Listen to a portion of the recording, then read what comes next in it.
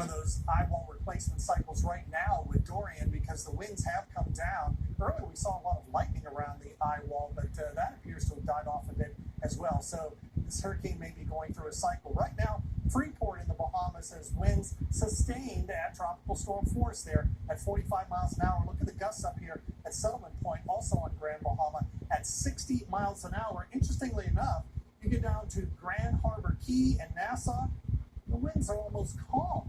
Really? They are calm, so you don't have to go away from this hurricane, and things really do quiet down. But it has 175 mile per hour winds.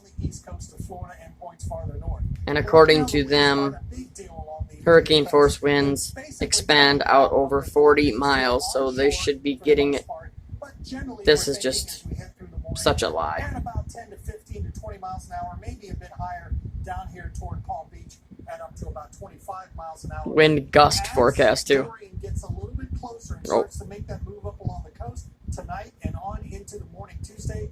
Notice Palm Beach gets right up around tropical storm force, particularly in the gusts, and we think we'll see that kind of wind work its way right up along the coast, the east coast there of Florida. With winds. Guys, be safe. They're doing something else here. Don't let your guard down. Getting up